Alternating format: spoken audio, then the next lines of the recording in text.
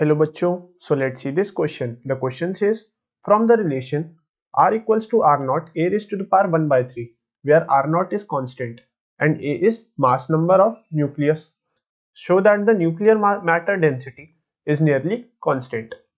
तो देखिए बच्चों, in this question हमें show करना है कि from the relation of r equals to r naught a raised to the power 1 by 3 हमारा जो न्यूक्लियर मास डेंसिटी है that is nearly constant.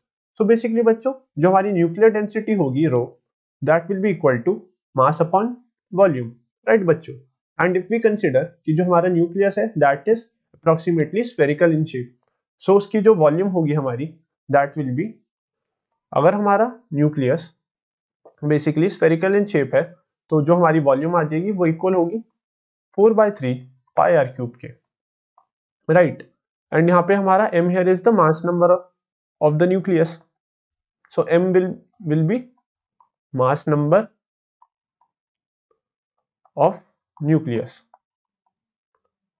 so यहां से हमारा जो न्यूक्लियर मैटर डेंसिटी आ जाएगी rho that will be equal to mass number divided by 4/3 pi R cube.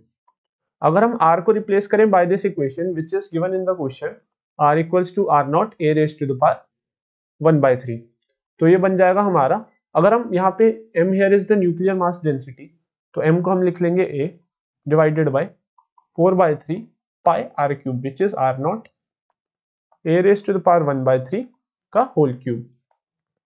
यहाँ से अगर हम देखें फर्दर सॉल्व करें, ये बनेगा a upon 4/3 pi r naught cube into a, right बच्चों. a raised to the power 1/3 की power 3, so this will be a, so a will get cancelled out और रो हमारा आ जाएगा 1 upon 4/3 pi R naught cube के बराबर. तो this is the nuclear mass density.